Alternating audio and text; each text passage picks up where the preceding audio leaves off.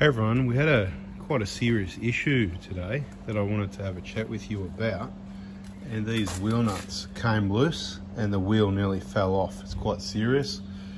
I've either put or going to put a video on our YouTube channel, 4x4 Adventures. That's our other YouTube channel, and in that video I've promised, I'm not sure if it's out yet, I've promised to give you some more information on the causes why these wheel nuts may have come loose. So this is that video. Firstly, what I'll do, I'll put most of the content of the other video in now, and then we'll go through and add a bit of extra information. Sit tight for a few minutes and have a look at these wheel nuts loose. Hey everybody, really quick important video. I was driving down the highway and I felt a vibration, and straight away I thought I better get out and check. That feels like loose wheel nuts, and who can see those wheel nuts? So I don't know if somebody's loosened those, or because we use a torque wrench in all of these. This is not the first time this has happened to me. Correct, this is not the first time this has happened to me. And I felt the wobble before. Last time it was on the front. These are torque to specification, so this is absolutely crazy. Unless someone's loosened them, I'm going to check all the wheels. I'll let you know which one. Okay, so into the standard kit here. The standard wheel brace will do the job and should be able to just tighten that up on the vehicle. So access to the jack area just there, and we've got the jack out, pretty easy to get to. I want to get this wheel off the ground a little bit or get some pressure on it. So I've placed the jack directly under the diff. We're on flat ground and we're just going to lift this wheel up, take a bit of weight off it. And we've got Mitcho here on the extension winding it up for me, and I'll just nip up those wheel nuts. That is unbloody believable, right? One other time on a windy road up near Lake Eildon, the Eildon-Jamison Road, I had a wobble in the steering, stopped and checked it. This is what I found. So I don't know if it's to do with the powder coating on the wheels, because it's a thick coating over where the wheel goes over the hub. Because these, we torque them 113 Newton meters, nice and even. Unless one wheel got missed, people make mistakes. That would have been me, but I don't think so, because I go around the whole car. There's always a possibility, and it can happen thousands of kilometers later. So if you feel that wobble, stop and check. Who else has had this? Let us know in the comments. I'm going to go around and check the other wheels. Mitch is just dropping that jack down, and we'll pack it all up and be on the road again, luckily, because a few more k's down the road, these nuts would have come off, and that wheel would have been going down the road off out in the bush. Very dangerous for everybody. There we are, all packed up, jack's away, all the tools back in there. What we've been saying is, you know, everyone's saying, well, how do you reckon that happened? You know, what's the go with that? Well, this is what I do know, right? There's a chance I forgot to torque those ones. This is why for years we're going on about how important it is. On some of the Prados it says 108, some says 113. I say about 110 because they're the same hub, so thereabouts. I say genuine wheels always works best. But this is what I know. Once they come loose, you can either have maybe one loose. I've seen them before where they go missing one by one. But this situation, perhaps when they haven't, and this is what I saw last time, they all slowly come loose and you don't notice it till the wheel's right out on the end of it just slowly gets worse and worse. So if you feel a vibration that's all of a sudden and it seems really weird, even at lower speed, you'll notice it. So as you drive out of town, that's when you'll notice it. And always make sure you cap's on all the way. All right, subscribe, turn the bell on. Don't think it can't happen to you, because it happened to me. So check your wheel nuts, 110 Newton meters. And maybe throughout a trip, it's worth monitoring and checking those wheel nuts with other checks. Now, of course, when that happened, the first thing I thought of was to grab a camera and tell everybody about it, so that obviously you can take some measures to avoid it. And one of the first things that comes to mind is, hey, did someone loosen them on us? And I'm sure that's what happened to other people, where they think, did someone, you know, sabotage? Has something like that happened? And the reason I think like that is, I guarantee you, I thought to myself, did I forget to do this wheel when I did the rotate tyres front to rear? I've got video footage from, I've got a number of cameras around the workshops. One of them I managed to zoom in, and you can see me with a torque wrench on one of the cameras, picking it up, checking the setting, and then starting. And I always do the passenger front, passenger rear, driver's rear, and then driver's front last. You can see me on one of the cameras finishing torquing the passenger rear tyre, and then I'll walk around the back of the vehicle in a maroon jumper. So yep, you're going to see me, that's me. And you can count to 6, click, click, click, click, click, torque up, and then I move on to the front one. So let's have a look at that footage.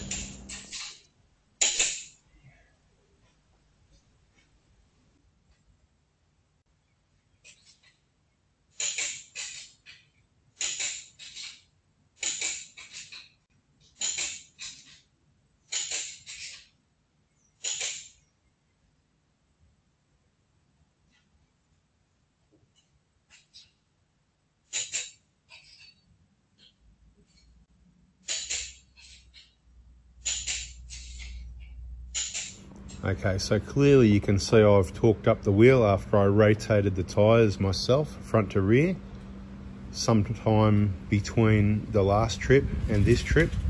We're out on trip at the moment.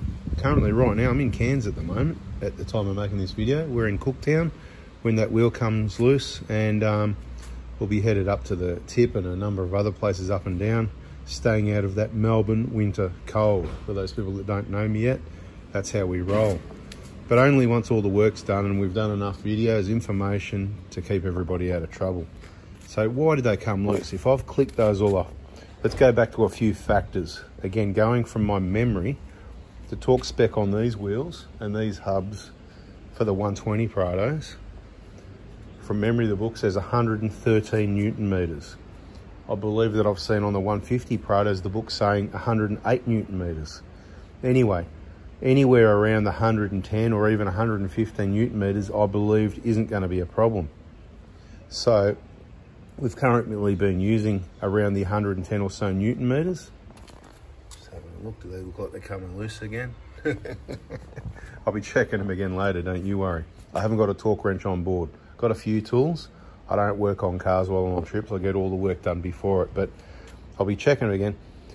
I'm going to increase the torque specification in the workshop and on my vehicles to 120 Newton meters. A few other important factors to consider why the torque spec is important and some of the pros and cons of the genuine wheels and aftermarket wheels. So if you over tighten your wheel nuts, you hit them with a gun, and a lot of workshops do hit them with a gun, and that doesn't mean they're over tightened. It means if you hit them with a gun hard, you can over tighten, and what that does, it stretches those studs. So the part that the nut goes on is the stud. They can become stretched and therefore weak, and next time or sometime later, each time they're over tightened or when you go back to re-torque them, they just feel like they're never getting tight and they're actually pulling and stretching out. So therefore they would need to be replaced. On the front, it's not a massive job. It's a little bit more work on the rear, but it's something you want to avoid. So once again, that golden rule from 4x4 Diesel, be very careful who you let work on your vehicle. Now, it was looking like I was going to get the blame for this, but I've got the evidence there that I did click those off. So what went wrong? We don't want to over tighten them. We don't want to leave them too loose. We want them nice and even with a torque wrench like we did, but we've still had them come loose. So it's a big fail anyway. Now, could be a possibility that this powder coating, right, in behind the wheel, right between the back of the wheel, maybe that's having some effect and squashing down. Maybe it's something like that. I gave the car a bit of a rinse off yesterday. We're on some dirt roads and that, a few puddles here and there. You can see only a small amount of dirt. A lot of dirt roads, a lot of getting, you know, shaken around. It's done thousands of Ks since it's been checked, 4,000 kilometers now. So another rule is on trips, maybe to get the bar out or the torque wrench, whatever you got on board, and just check. You don't have to tighten them up. Don't over tighten them, but just check that they're all still tight and evenly tight. Go around your wheels maybe if you're doing rough tracks, maybe every day, every 1,000 kilometers, and just recheck those wheel nuts, because genuine wheels, genuine wheel nuts, genuine studs, and we've just proven that they can come loose. So if it happened to me, it could happen to you. So that's what I'm saying, just be very careful. A couple other factors to consider. This has actually happened before another time, nearly 10 years ago, probably 8 years ago, 10 years ago, somewhere there. To the best of my memory, it wasn't long after ARB installed the front locker for me. It's got an air locker in the front. This wheel came loose. We're on a trip, we did some work in the high country on some tracks up there. Then we're coming back along the Eildon Jamison Road, and I felt, it's not a vibration, it's more of a wobble. It's more of a wobble in the steering when it's at the front, and when it was the back, it felt like a shudder, like something out of balance, okay? And if you feel that, just stop and check, you know. So what I did when I felt it in the front on that other trip, I got out, I checked, I couldn't see anything. Obviously they just started to come loose, I guess. Further down that road, the brakes became spongy because as the wheels loose, the disc rotor goes sideways, pushing the brake pads and the pistons back in, which means you have to pump the brakes a bit to get a pedal because you're actually pumping to stand the wheel up again, right? To the point that I was losing brakes, and I sort of ran off into a clear area, stopped, and I said, look, I'm not going anywhere till I found the problem.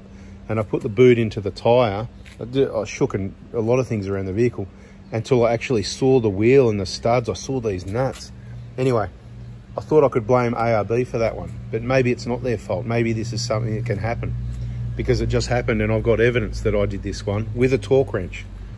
Okay, so I know probably everyone will put a lot of things in the comments about all the reasons why, and I know there will be a lot of experts out there. There's plenty of people that know more than me about this for sure, right?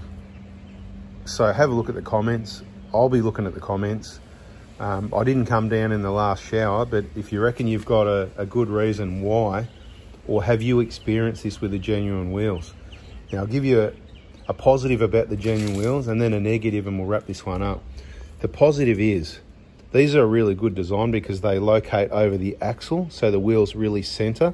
So it locates over the hub and the wheel nuts, and they're flat washers at all locate. It's a really good system for the wheel to be centered on the hub and nice and strong, because that's where the strength is. It's not relying on the studs. So the studs are not going to shear off. Really great system, but maybe the flat washer system's a little bit prone to this happening perhaps. But look, we see a lot of other vehicles, and we've done a lot of other trips. Sometimes we've got 10 cars with us, a lot of big kilometers outback trips, and we generally don't see this on genuine wheels and nuts. We've seen it quite a bit with aftermarket wheels. And what happens, both in the workshop and on trips, what happens, I'm not going to let aftermarket wheels come on trips really, and this is the reason why. So just make sure you check them, because this is what happens, okay? See here, if these are left loose or come loose for some reason, have a look at the nut. It's a round section. The wheel is actually sitting on the nut still, and it can slide in and out, and the nuts and the studs will still support the wheel without really doing any damage to them. But if you've got a steel rim, it's like a flat disc, it's in flat against that disc rotor, you've got your tapered nuts, it's probably what, 3, 4, 5 mil thick, and when those nuts come loose, the wheel can move backwards and forwards with acceleration and braking and cornering, you know, and what it does, it just shears those nuts off. So let's just pretend for a moment that I didn't notice this and we kept driving. What would have happened? The nuts would have come off, the wheel would have went bush somewhere, and hopefully not killed someone. Our vehicle would have dropped to the ground. It would have been a massive change in handling at the time when it happened. You wouldn't want to be going at speed round a bend. The disc rotor's on the ground. You'd be stopping pretty quickly. There'd be sparks everywhere. What did Mitch say? Shards, you'd be sharding it or something. Must be some of these young guys, the terms they use, you know. Sharding up or something. something like that anyway. I can't remember. Anyway. It'd get a bit messy at the bottom there, but at the end of the day, you'd be able to stop. You probably wouldn't do that much damage that you couldn't put your leather gloves on, your work gloves, and bend that disc backing plate. So you've got this at the bottom there, all right? You'd be able to rework that with a few basic tools, MacGyver it, you know? All good info for people if it happens to them. You'd be able to MacGyver it and fix up that dust backing plate. You'd damage the disc a bit, but it'd probably be all right. You'd be able to clean it up. You'd be able to get your spare on there. You'd have no nuts left, obviously. You'd have to take one off each wheel, which is why it's good if you've got a system with 6 studs, because you've still got 5 holding the rest. So you could take your spares, got say 2, right? And then 1, 2, 3 off your other 3 wheels, which means you've got 5 on each wheel. See, you like my thinking? I'm doing half the MacGyver for you. You put your spare wheel on with 5 nuts, and you're back in business. Like I said, you might need some basic tools and some leather gloves to have a bit of a knock around, but hopefully you don't want it to happen to you, because like I said, it could have got bad. So lucky we stopped and checked right when we did, as soon as I noticed it pretty much, and it was pretty bad as you see in the video. Once you get that on, once you get back to somewhere where you can get parts and stuff, you could probably get yourself a new rotor and whatever else you might need, or just remove and discard in the short term, or just cut it away. It's not, the dust shield is not really that important. The disc rotor, if it's damaged a lot at the bottom, I'd say to put up with a fair bit of down the road until you stopped, but it's going to get damaged along that outside edge. You probably need to replace it anyway. You can figure that out. Anyway, let's wrap this one up. Don't forget, when you're finished, give your plastic caps a bit of a tap on. Catch you in the next video, people. Subscribe, turn the bell on so you don't miss it, and hit the like button if you learnt something.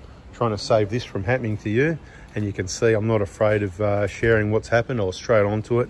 But like I said, the footage is there of clicking those, so there's no question about that. It was done.